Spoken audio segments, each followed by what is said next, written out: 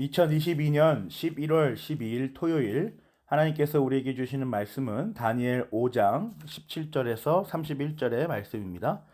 오늘 본문은 벨사살 왕에게 문자를 해설하여 주고 다니엘이 벨사살 왕을 질책하는 장면을 기록한 본문입니다. 이 문자를 해석하면 이 엄청난 강대국의 세 번째 통치자로 삼겠다는 벨사살 왕의 조건에 다니엘은 단호하게 대응하죠. 17절 보세요. 다니엘이 왕 앞에서 아뢰었다. 임금님이 주시겠다는 선물은 거두시고 임금님이 내리실 상급은 다른 사람에게 주시기 바랍니다. 그럴지라도 저는 이 글자를 읽고서 그 뜻을 풀이하여 임금님께 알려드리겠습니다. 참 위풍당당이라는 말을 이럴 때 사용하는 것 아니겠습니까? 엄청난 강대국의 왕이 내미는 엄청난 조건에 다니엘은 조금의 미동도 하지 않습니다. 선물도 거두시고 상급도 다른 사람에게 주십시오. 그러나 이 문자는 제가 해설하여 드리겠습니다. 어쩌면 우리는 물질의 선물과 권세의 상급을 뿌리치는 다니엘의 모습에 감탄하며 박수를 칠지도 모르겠습니다. 그런데 이 본문은 강조점이 뒤에 있습니다. 그럼에도 불구하고 나는 이 문자를 해설하여 설명하여 주겠다라는 선포이자 선언입니다. 여러분, 이것은요, 다니엘이 가진 신앙의 절개뿐만 아니라 그에게 흘러넘치는 사명감을 볼 수 있는 대목이에요. 다니엘은 분명히 알고 있었습니다. 하나님께서 이 낯선 땅에서 자신을 통하여 무엇을 보이시고 무엇을 드러내시기 원하시는지 다니엘은 분명하게 이해하고 있었습니다. 우리가 오늘 본문의 시작부터 마음 깊숙이 사모해야 하는 것은 하나님께서 지금 오늘날 현대에 이 고향동에 살게 하신, 우리가 이곳에 있게 하신 그 목적과 그 뜻을 아는 것입니다. 우리는 이것을 마지막 날까지 사모해야 합니다. 하나님께서는 언제나 뜻과 목적과 방향을 가지고 계십니다. 모든 것을 아시고 모든 것을 감찰하시며 모든 것을 인도하여 나가시는 하나님께서는 그것이 거기에 왜 있어야 하는지에 대한 세세한 것까지 계획하고 계시는 것이죠. 우리는 우리 각자가 처한 형편과 상황과 현실에 대하여 이러한 이해가 있어야 합니다. 성도라면 분명히 있을 그것은 우리 각자의 삶을 하나의 기준으로 이끌어 나가는 아주 중요한 척도이기 때문이죠. 다양한 성도의 삶이 하나로 모아집니다. 다양한 성도의 현실들이 하나로 모아집니다. 우리의 삶의 모양과 우리의 삶의 직업과 우리의 삶의 형편들이 단 하나로 모아지는 것입니다. 그것은 바로 하나님께서 하시는 일에 대한 긍정입니다.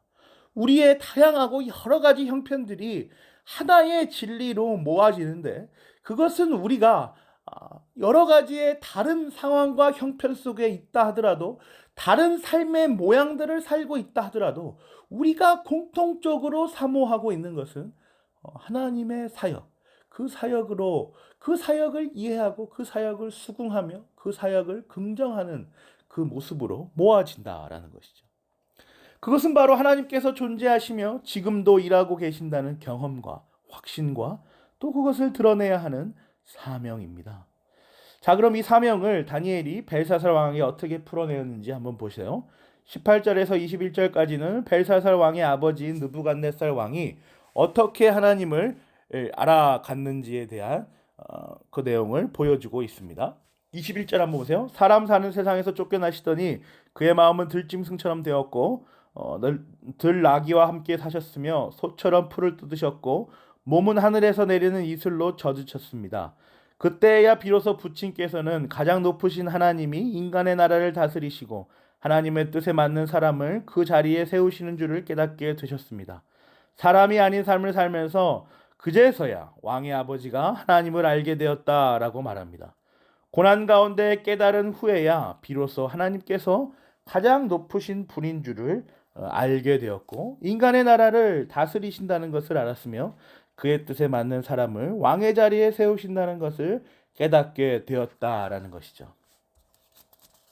그런데 그의 아들인 당신은 왜 이 사실을 알면서도 그렇게 받아들이지 않으십니까?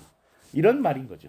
아버지가 아들에게 교훈하였는데 받지 않은 것인지 아니면 교훈하지도 않았는지는 성경에 기록되어 있지 않지만 본문의 맥락에 따라 아버지가 이러한 드라마틱한 삶을 사셨다는 것을 가장 측근인 아들이 분명 모르지 않았을 텐데 왜 그 사실을 받아들이지 않습니까? 왜 그 상황들을 보았을 텐데 그것을 왜 깊게 생각하지 못합니까?로 이해되는 것이 좋아 보입니다.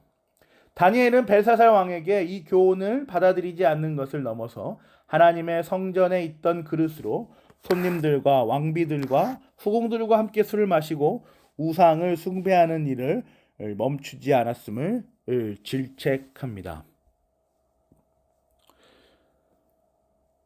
이 글씨는 그러한 당신에게 하나님께서 경고하시는 메시지라고 말하면서 말이죠.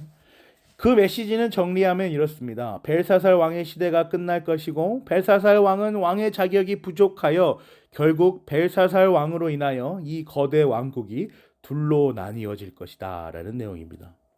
그리고 이 해설이 끝나자마자 왕은 다니엘에게 선물과 상급을 주었고 그는 그날로 살해당하고 맙니다.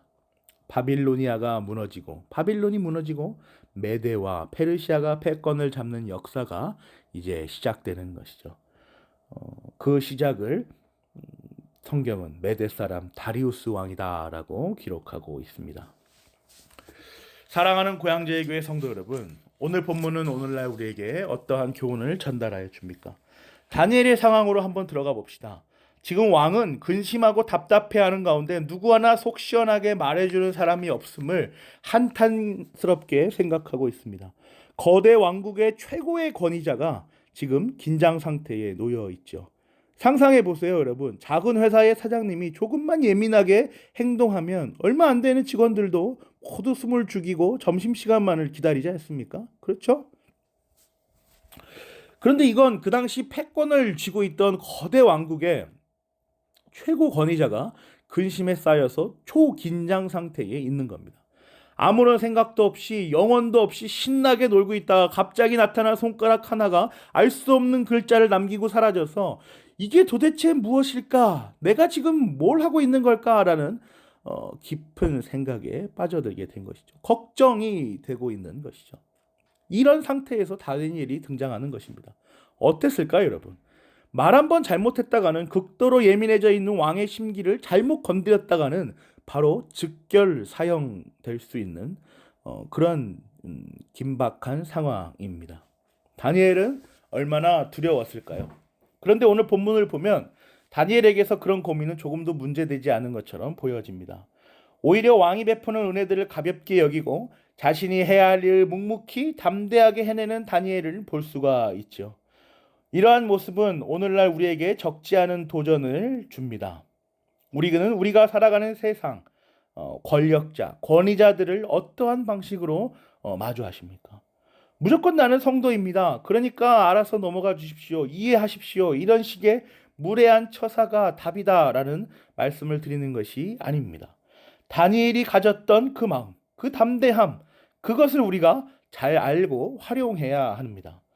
우리는 이미 성도라는 이름으로 예배자로 세워진 존재자들입니다. 우리에게 이미 이것이 있어요.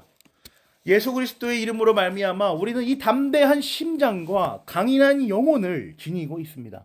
오늘날로 적용해 보자면 다니엘의 현장은 우리가 있어야 할 곳을 지켜내며 그저 묵묵히 최선을 다하여 주어진 자리를 지켜내는 일인 것입니다. 성실하게 꾸준하게 점진적으로 자신이 있어야 할 자리를 지켜낸다는 것은 그 자체로 주변에 강력한 존재감을 심어줍니다. 저 친구는 뭔가 조금 달라. 교회를 다닌다고? 성도라고? 그리스도인이라고? 뭔가 다른데? 라는 생각. 저 친구는 성실하다. 저 친구는 신실하다. 저 친구는 충실하다. 이러한 반응들. 여러 가지의 반응들이 우리가 있어야 할 자리를 지켜낸다는 그것을 사수하고 말겠다는 그 강력한 사명감과 함께 우리에게 주변은 강력한 존재감을 받아들이고 이해합니다.